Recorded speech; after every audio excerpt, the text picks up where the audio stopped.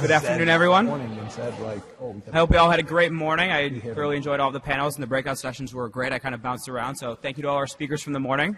We just want to make a quick announcement for those of you that are still undergrads at the University of Michigan. Our application for the planning committee, for next year's planning committee, will go live tonight. So please check that out on the website, umsbc.com. All applicants, obviously, if you're graduating, we wish you the best of luck. But anybody that's younger, we'd love to kind of hear from you and submit your application. We're going to have a panel on technology and sport, followed by a special presentation from Under Armour. The Under Armour presentation is extremely special. It's a lot of unreleased content that's never been seen before. So I'm now going to welcome Chantel back to the stage, and we're going to start our afternoon. Thank you.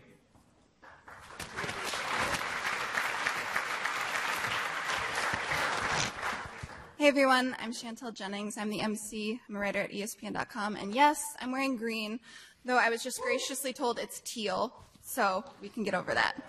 The next panel we're going to have is Technology in Sports, Engaging the 21st Century Fan. And I have to tell you guys, I'm really excited for this panel.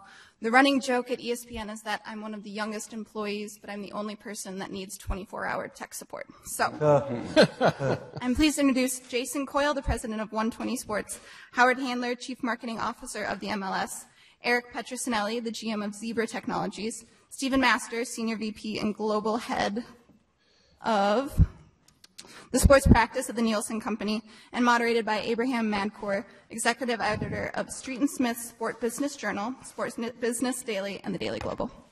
Thank you. Thank you. Good afternoon, everyone. How you all doing? I know you've been at it since early this morning, and a lunch that was great, and finishing up strong.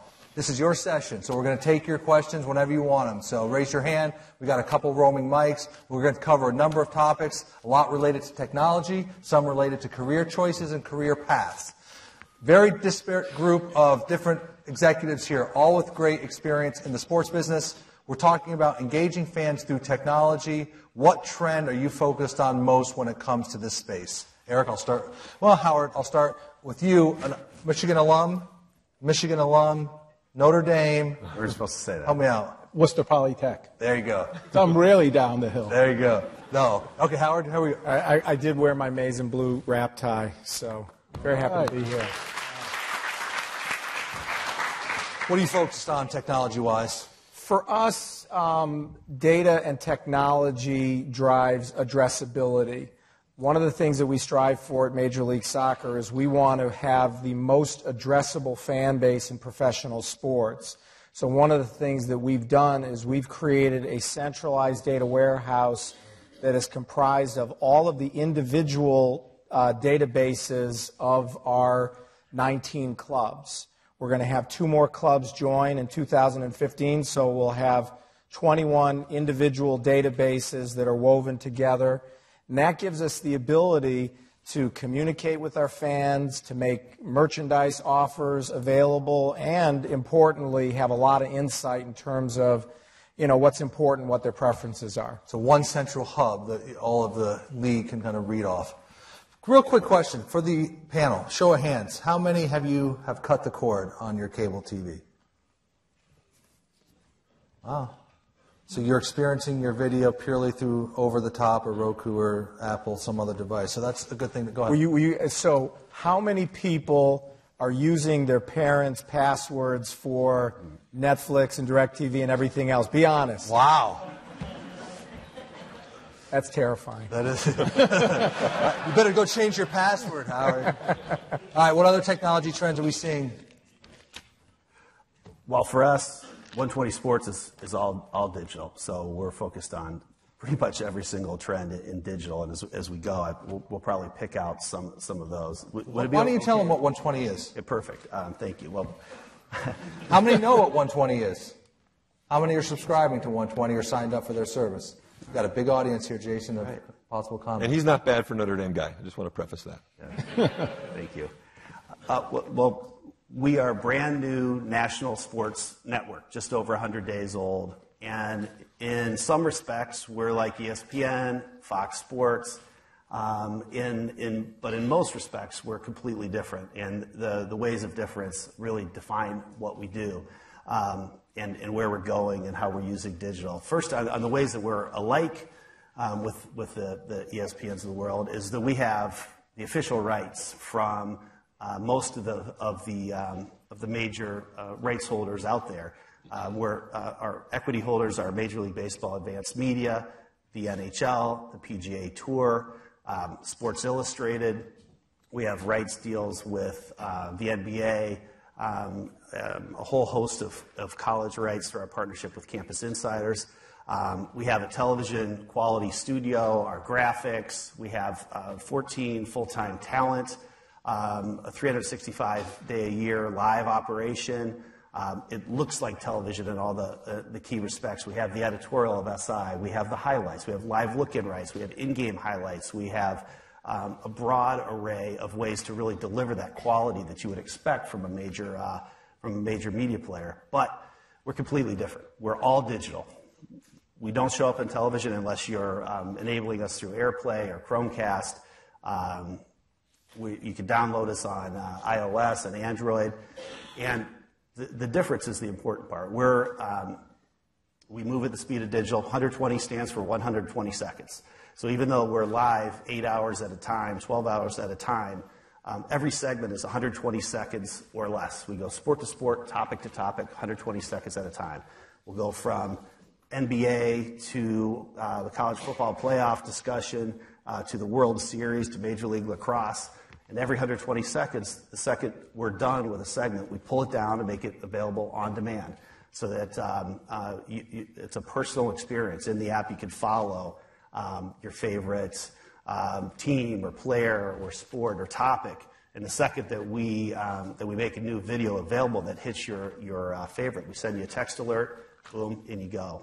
If you missed a day of programming, you just check out your favorites. You can watch everything that you missed. So for us, that's a really important matter. And also we're available whether you're for free, whether you're a television enthusiast or a cord cutter, cord never. Not authenticated. Not authenticated. We'll come back to you in terms of any trends you've seen in this 100 days, so be thinking about that. But if you haven't downloaded it, I definitely would encourage you. It's very good. Stephen, Eric, trends you're seeing in the technology space? Well, Nielsen, obviously, I've been at the group, running the group for about 6 years now, and the trend has been television is obviously still the best available screen, and we measure the people who are watching television. So that's a pretty simple business for us. The challenge becomes, what we've seen over the last 6 years is particularly with sports, if you want to watch Scandal, you can watch Scandal on Tuesday, Wednesday, Thursday. It doesn't matter. It's not so timely. If you didn't watch the football game last night on Thursday Night Football, there's probably a very, very low likelihood you're going to watch it tonight, right? You recorded it and watch it later. You need to watch it while it's going on. And what we have to do, and the biggest challenge that we have, is we need to be measuring video across every screen, right? TV's easy, but it's when you've got an iPad or a phone, and everyone carries their phones with them all the time, and they're always streaming video on their phone. And if you can't be in front of a television and you want to watch, 2 weeks ago when the Penn State game was on, I was at a family function, and I was rude. I was kind of like that commercial where I actually, due to my ESPN app, the entire fourth quarter, and there was a few Michigan grads there. There were 6 of us gathered around watching the Michigan-Penn State game, and it was ugly football, but we did win. But the thing is, when I'm watching it, is that being measured, and is it in the ratings? And that's the challenge that we have. So we've come up with some tools now for 2015 with digital video ratings. So it doesn't matter if you watch it on television, it doesn't matter where you watch it, but advertisers need the credit, and the programmers need the credit for everyone who's consuming that program. So that's a big trend for us, and going forward, it's a big challenge. Eric, you're behind one of the more interesting, innovative trends with Zebra. Why don't you tell them what you're doing there, specifically with the NFL? Oh, sure. So one thing we're not involved with is officiating.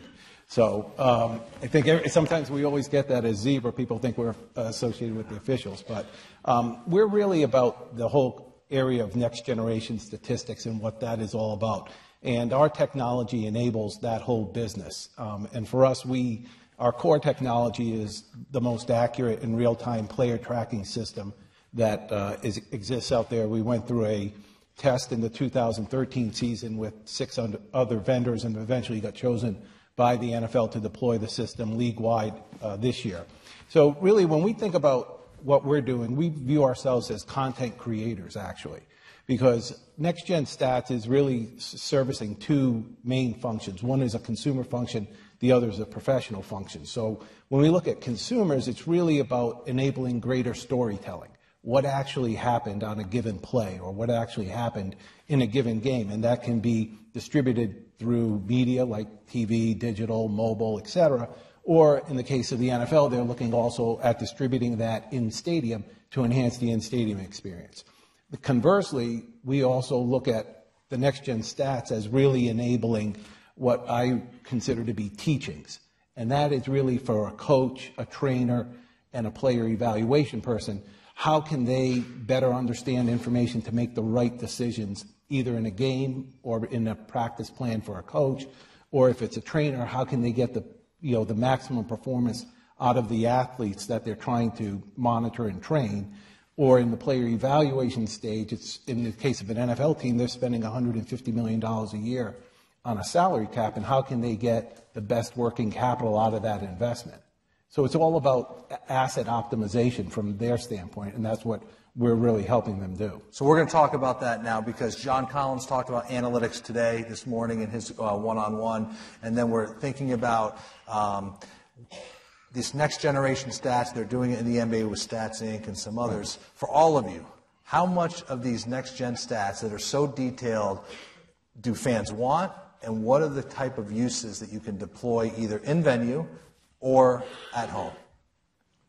Well, with Major How League, valuable are these stats? it's incredible. I mean, I think that that's Eric, known him for such a long time that I call him Petro. We work together at the NFL.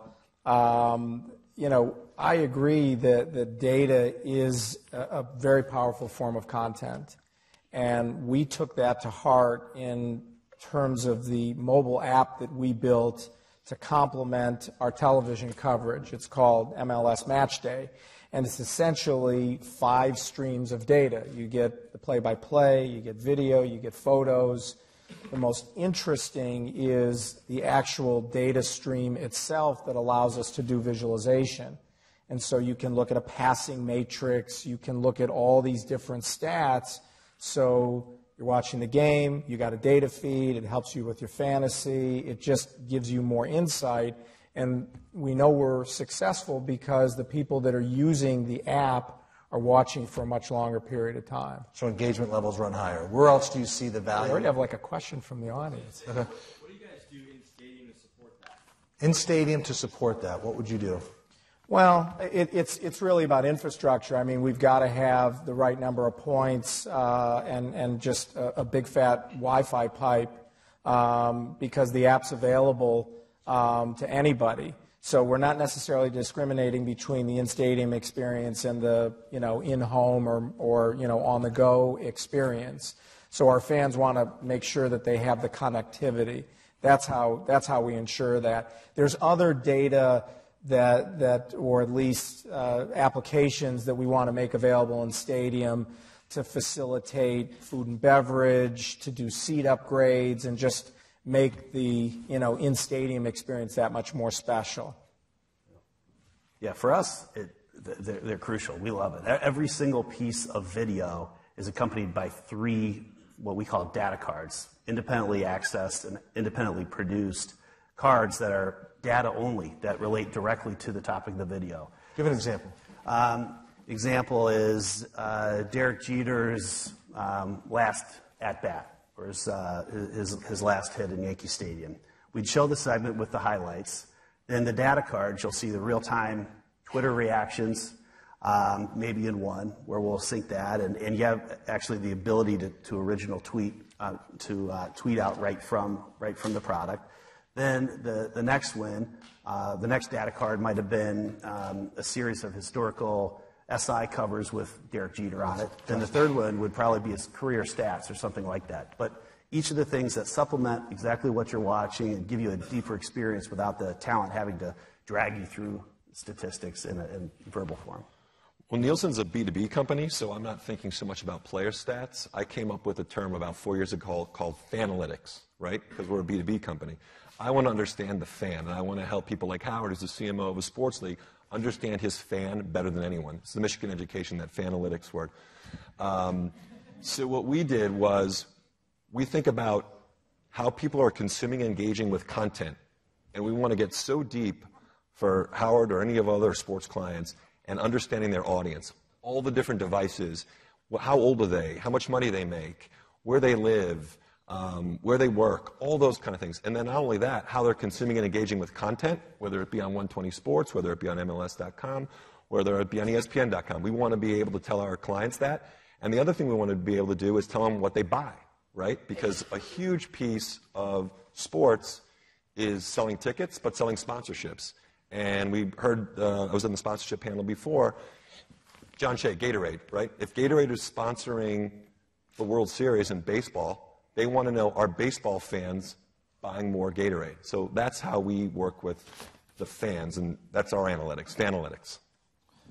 Yeah, no, for us, obviously, we're involved in next generation statistics. So from a consumer standpoint, I think where you were going possibly with your question is, you get all this data, what's it all mean? I think the challenge is basically boiling it down and make it in something that somebody can ingest. It's got to be relevant, right? Yeah, I mean, look at what we have to do on an operational front or the professional side of things, not the consumer side.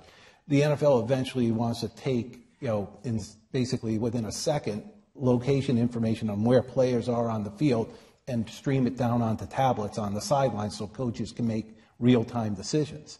Now, I think the challenge there is you can't, you got to get them the pertinent information as quickly as possible. You can't be giving them so much information that they don't know what decision they're really trying to make, and it's confusing them. Same way with consumers, I think. I just look at the content as just being able to better tell stories about what happened. Like, for instance, the other week I was thinking about the presentation of a game on the network where they had the Cowboys were playing the Seahawks, and so you had a marquee matchup where you had Des Bryant as a wide receiver and Richard Sherman as a cornerback. Now, you could have isolated that matchup the whole game. You could have analyzed basically what the separation was on each one of the plays, on the plays that the ball was thrown at those individuals, when it was complete, incomplete. You could have seen his acceleration off the line. You could have seen all that pattern of information, which helps tell the story. And that's what I think Next Gen Stats does.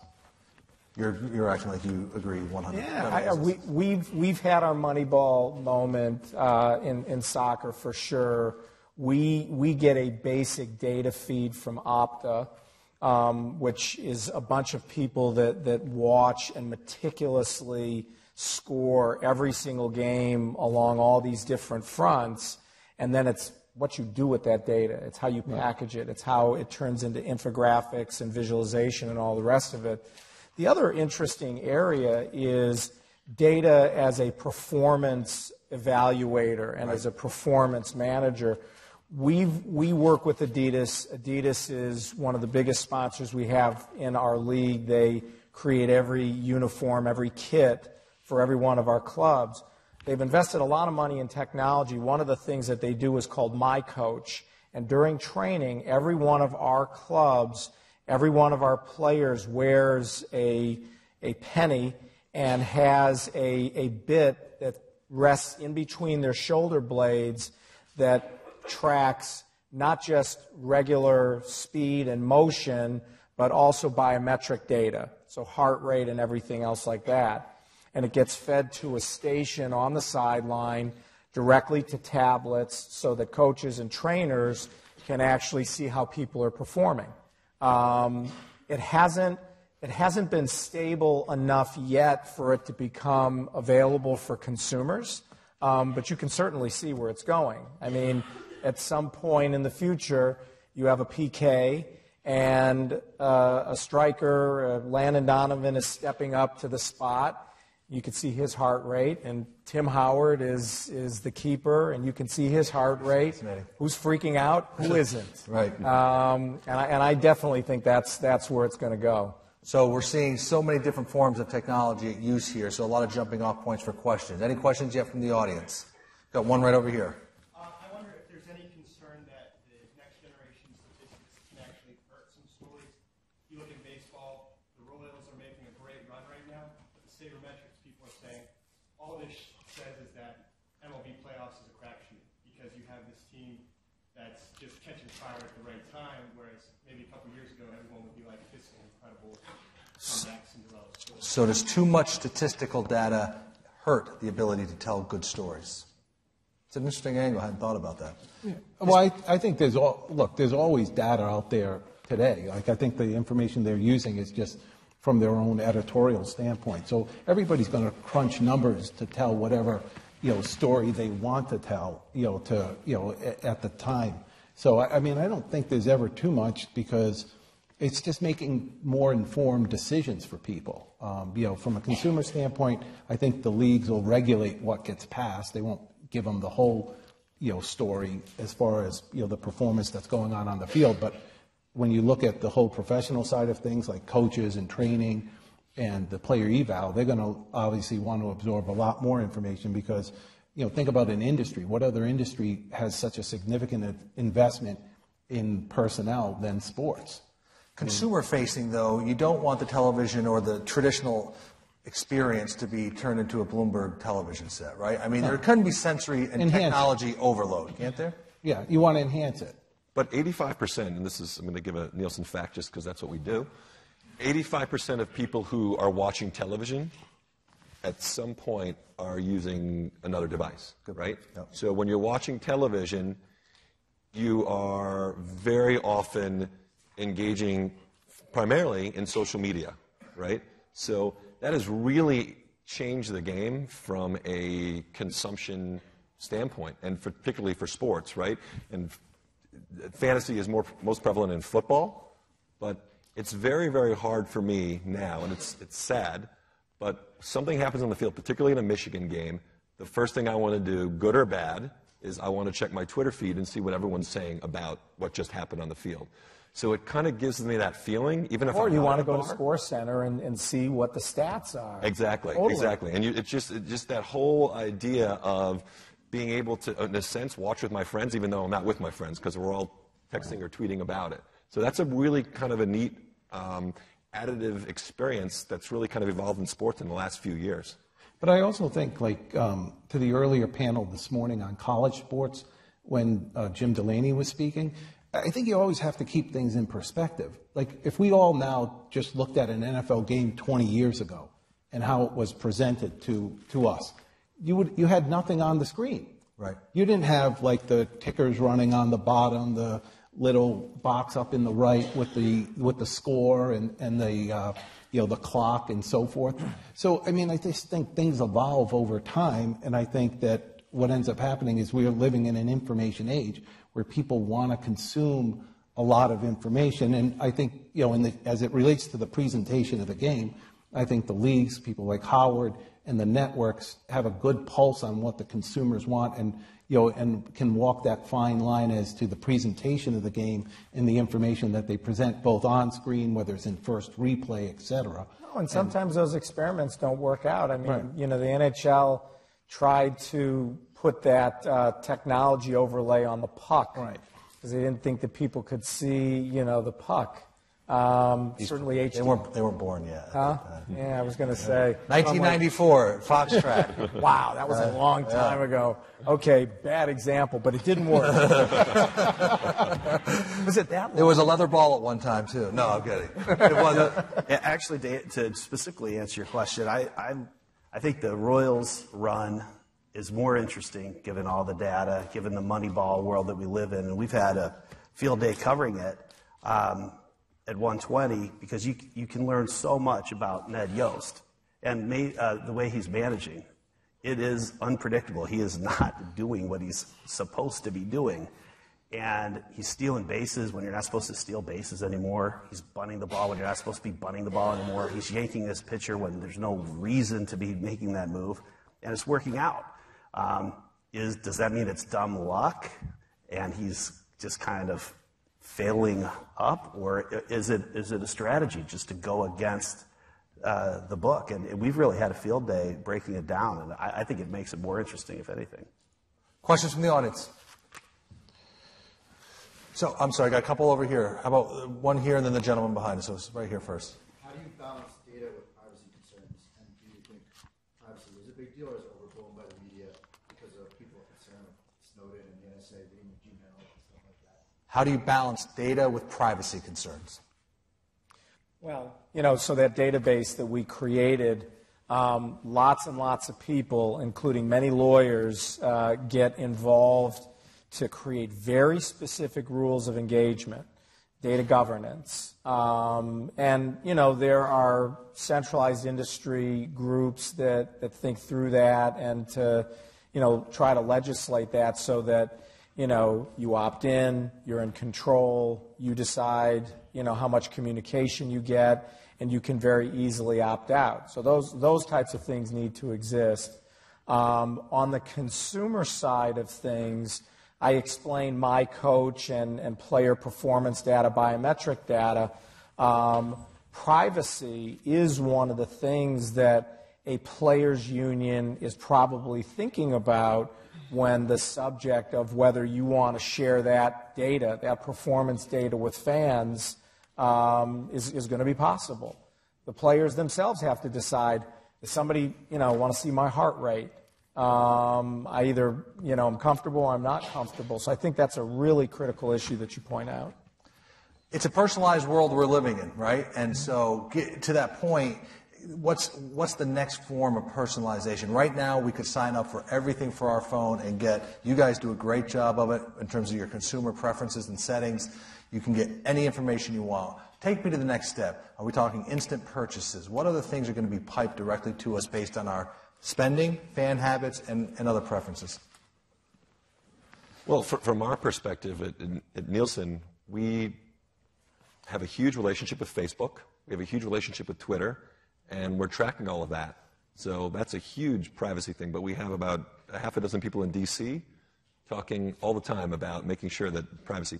But if Howard does something on his Facebook, we're tracking that, but we're not saying Howard Handler does X, Y, Z. We're just putting him in a 50-year-old white male, right? I mean, we're lumping him in a bucket and say 50-year-old white males are behaving like this, right? We can never say Howard Handler is doing X from our perspective.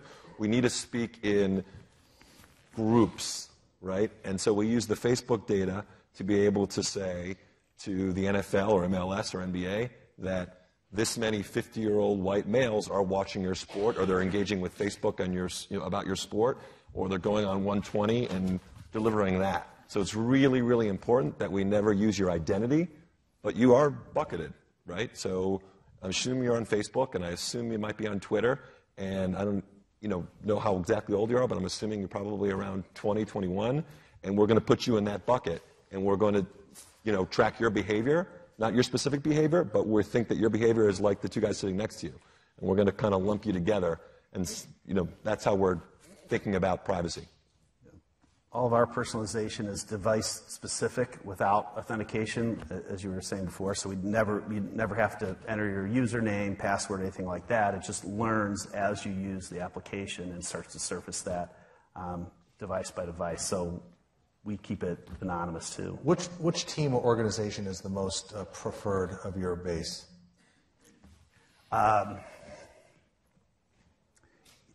We get heavy NFL. A lot of Dallas Cowboys. It's a lot of. It's still a Cowboy world. Yeah, well, we really do. And we launched with football season just kind of getting going, and we're starting to see more NBA coming online as well. A lot of Lakers. Well, like even with a question from the gentleman up there. Who has, So my question is for you, Howard.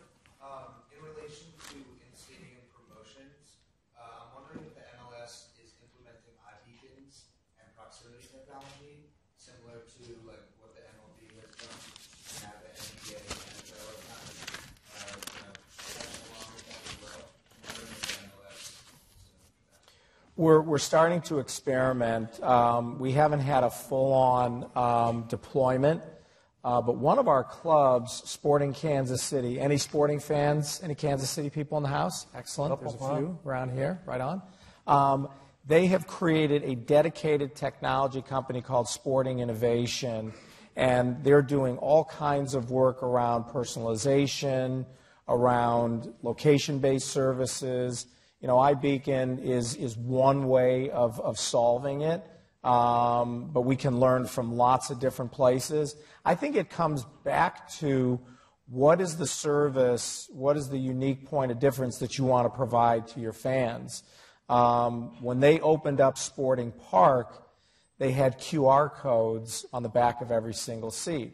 So somebody could come in, boom, check in, I'm there, and that could lead to seat upgrades, that could lead to food service, who knows. Basically personalization. So I think iBeacon is an interesting technology, but I think it ultimately comes down to what are you trying to accomplish with your fans? That's something that we need to do. It's a good question. Right there in the tan. So I guess it's interesting with the data that Eric's getting. For the avid fan, there's so much, and they're just going to consume. For Howard and Jason, if you're pumping out snackable content, you may not tell the full story.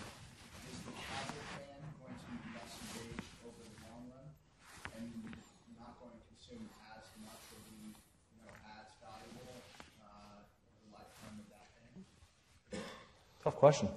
Well, for us, a lot of the stuff that we've talked about with data, at least initially, right? And we're probably all on some type of a learning curve and an adoption curve, but so this isn't too overarching of a statement. Take it in with a grain of salt, but that all this data stuff is for real avid fans, and you gotta have a favorite team, really care about it, try to understand the players, fantasy, and so on and so forth to really hunger for this data.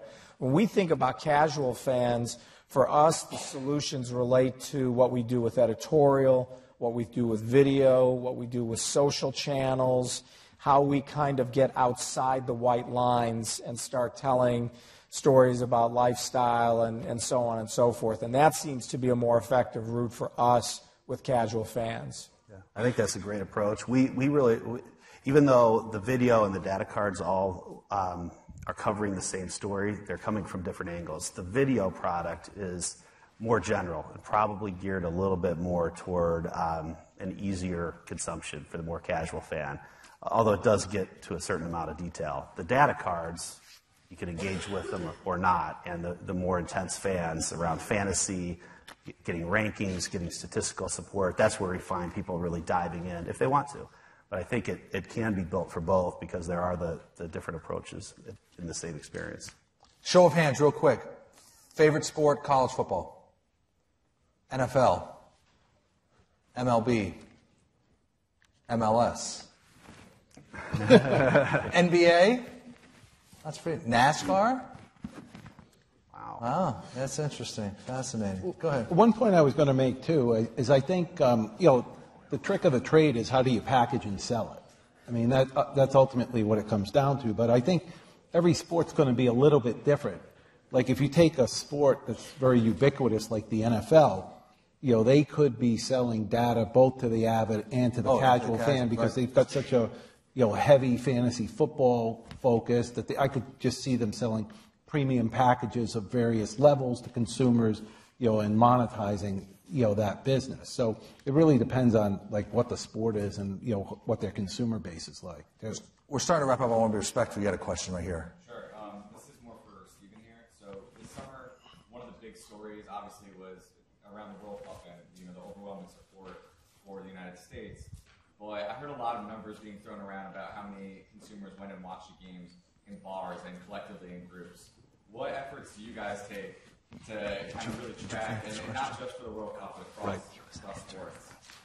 That's a great question, and I'll say this. Buffalo Wild Wings was not created because they've got good chicken wings, right? That was created for the sole purpose of people to have a gathering place that wasn't at the stadium for people to go watch sporting events, right? And it's 100% of the people are going there. They're not going there for a date night, right? They're going there to watch sports, and none of those people are currently being counted. Howard and I had a long talk about this over the summer. It's funny that you bring up the World Cup, and we talked about this, but for a long time, we didn't... I wanted to get credit for all those people that were Soldier Field and Sporting Park and everything else. So to your point, so we just acquired a company called Arbitron, and Arbitron tracks radio play, right? So we have boxes on people's televisions, but it's very hard to have a box on radios because you listen to radio in different places. So what we do is we have a couple 100,000 people where they actually have a personal people meter, and they actually put it on their, it's like, you know those nerds that put their phones on their belts? These are nerds that put like these personal people meters on their belts, right? And they track every piece of audio that they hear throughout the day. So if they're in the car in the morning and they're listening to Mike and Mike gets credit for those people listening to their show. If they're at work and they hear some elevator music, that'll get tracked, right? If they watch a piece of video that's got sound, that'll get tracked. So we really didn't have a great technology and a great way to do it, but now that we have Arbitron under the Nielsen umbrella and in the Nielsen family, we're actually starting to do tests, and we did some tests this year. And as shocker, sports as a genre of programming, the out-of-home viewing is much higher than anything else, right? And we did some tests in Chicago, and it was a significant bump. I can't get into the details because it was just a test, but it was more than 10%. So it was more than double-digit percentage. And this year, for the first time ever for the NFL, which probably will get the biggest lift, we are doing some out-of-home viewing studies to be able to measure for sponsors. If you're Gatorade, if you're Geico Insurance, or if you're any of these folks, historically, you're being undercounted. The audiences were being undercounted. And if 20 million people watched an NFL game at home and another 7 or 8 watched outside the home, that's really good news for the NFL, and not as good news for the sponsors. It's good news because they weren't paying for it, but they are going to pay for it. Brian Roloff makes everyone pay. Right. So I guarantee you they're going to pay for it on the long run. Right. We're going to have a little bit of fun here. So we're going to go down the row and get some perspective from the panelists in terms of some things outside of technology. So let me think of one. How about we'll start with Howard, and we'll go the sports team, organization, or brand you admire the most and why, outside of your respective organization. So you can't say MLS per se. Okay. I would have to say Arsenal. Any Arsenal fans in the house? Yeah, there's a few Gunners. All right. Arsenal has created a very sophisticated system to manage the relationship with their fan base. You know, the industry term for it is CRM, but they are they are taking advantage of some of the best companies of the world do, like American Express and Starwood and Harrah's, and people that really understand that one-to-one fan relationship. They have an amazing waiting list of fans. As many people know, they built a new stadium. When they left that one location and moved to Etihad, they figured out a way to take the old stadium and to sell real estate, to sell condominiums, and they got to the specific location where a fan was sitting in the old stadium and actually sold that view from an apartment. And so talk about, you know, sophistication, using data, really understanding, you know, a fan base. Have a great deal of admiration for Arsenal. Howard Hanlon says Arsenal. Jason? There are a lot, but I would say one of our partners, Major League Baseball. Why? Specifically, I think they've managed through some extraordinary times the last 20 years. One of the things that they've done with their rights was form Major League Baseball Advanced Media, where they really put all of their digital rights into a central location and created essentially a new set of rights and a new value, and have really invested into the technology department. Hundreds of people working there. I think they've led the entire industry forward, even outside of sports, in terms of video quality, in terms of what a mobile experience can be. Certainly they've monetized that. They have grown billions and billions and billions of dollars at the league level, where the value, the revenues don't trickle down immediately to the teams, but the value is showing up when you're seeing the Los Angeles Dodgers being sold at enormous premium levels. They're getting 1/32 of Major League Baseball Advanced Media. It's significant both from what it delivers to the fan, it reaches a younger fan, and it delivers such value back to the clubs. It's been impressive, I think. Stephen Master. I'm actually not a huge Facebook user until my 14-year-old daughter got on Facebook and I started becoming a Facebook user. But Facebook is, to me, they're a huge partner of ours, is amazing. Because the thing that's so neat about Facebook, what I've noticed as as someone who's a partner of theirs, is their ability to just so thinly slice audiences, right? Because Nielsen's really in the business of helping brands make better decisions of where to place their money. Right? That's why the ratings exist. So you want to buy into this show or buy because of this audience. And Facebook is just amazing. If I wanted to create a shirt that said, it's great to be an Abe, I could go on Facebook and buy ads and sell to everyone named Abe, who is a certain, who's 18 to 34 and who loves sports. Right? That's how finely cut you could do with their audiences. I think that they're just beginning in terms of their ability to target and the ability for marketers to really, really tap in to just their extraordinary amount of information they have about each one of their users. So, Eric, what do you? So as far as sports clubs, not companies, I would break it into two. To me, hands down, commercially, the greatest salesperson I've ever met is Jerry Jones. He can just sell everything. He's got a great commercial mind. Behind the scenes, whenever something's getting sold at the NFL level, he's involved in it. And to me, like from a commercial mind, tremendous amount of respect there. I would say more on the operational side of things, like the St. Louis Cardinals. They just seem to be a well-run organization. They're always in it year after year, just like very consistent, competitive, and do a great job. One of the better sleeper stories in sports that goes unrecognized there can stand on this. Who wins the World Series? Not that close to it, but I'd probably say San Francisco. All right, a lot of young people in this audience. Very briefly, because we've got less than 2 minutes, but each one of you go down the line. Career advice if they want to get into sports business. I'll start with Eric on this one. I'll make it simple. I have a really odd way into the sports business because undergrad I was an electrical engineer. I was in the Air Force for 5 years, was at Desert Storm, resigned my commission. So I'm an anomaly into the sports business. But I always used to tell people four things. When I went to business school, they told me the 4 Ps about marketing, but I look at it as far as your own careers. I look at it as, first, you have to have a passion for what you want to do. Second, you have to prepare. The third is that you need perseverance. And the last thing you need is patience. It's not always going to come exactly when you want it. I think the best thing that I could tell you is whenever you're in whatever job, just keep learning. And if you're learning, good things will happen and you'll grow as a person. So 2 pieces of advice. The first one is in sports, as we all know, relationships. Kind of like location for real estate. It's all about relationships. And it's ironic that we're on a technology panel because everyone has a phone and everyone loves technology, and it's great that you could text message and Instagram and Snapchat and do all those things. But I always tell my kids this: relationships are not built through your phone, right? And you always have your phone with you, and your phone is a great, great tool. And you use it, 50% of people use it in the bathroom, when studies show. And I don't believe the other half that said they don't. But the phone is great, but at the end of the day, you need to have face-to-face engagement. And, every time I'm in Charlotte, I call Abe and we have a cup of coffee. If I'm in D.C., I'll call a friend in D.C. And in New York, where I live, I try and have a breakfast or a cup of coffee or get a beer at least once a week with a colleague in the industry, just to catch up and say hello.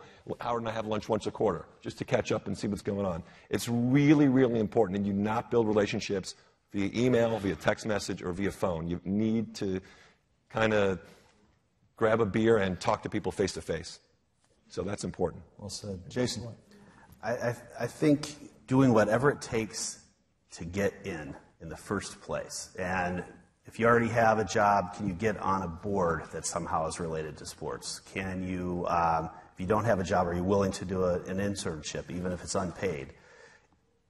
I've never seen an industry, and I followed my own advice way back when. I was a lawyer and had nothing to do. I did not have a sports practice, but I had an opportunity to go to a job that did touch sports, and so I dropped everything and went for it.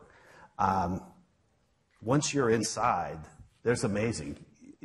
You've been in NFL, you're in MLS. People can go anywhere. Once you're in, you can go anywhere in the industry. But if you're out, you're out. You have to somehow get one of those sports names on your resume and meet those people and turn those relationships into opportunities, because the opportunities are unlimited once you figure out a way in. But you have to be willing to do almost anything to get in. Howard, you get the last word. I'll back clean up on this one. So I think that what my colleagues said are amazing. I love Petro's 4 Ps. Relationships are critical. I think Jason talked about persistence and figuring out a way to get inside. The only thing that I would add to this is a couple of things, and I'm probably building on what my colleagues said, is people need to have good writing skills. They've got to be able to correspond in a way that isn't 120 characters. You know, the art of making a pitch, making a presentation, and really sharing your ideas, there's a real premium on that. I think that's really important. The other thing, and it's probably building on Petro's notion of preparedness, is I can't tell you how many times people have come into my office and they haven't read, my background, and they start asking me questions that they could have figured out before they walked in the door. And if you want to understand the sports business, it's actually much easier than it was years ago. Abe's a friend. He covers our league really well. I'm not just, plugging this because Abe's sitting next to me. But if you look at Sports Business Daily, every single day you'll start to get an understanding of the sports business. You'll understand what the different dynamics are and what the different sectors are and where you can find your way in. So leave it on that note. I appreciate that. Well, great panel. I know that they're going to stick around if you want to talk to them specifically, and I believe I'm turning it over to somebody. Well done. I guess I'm not. Nice job. Thanks.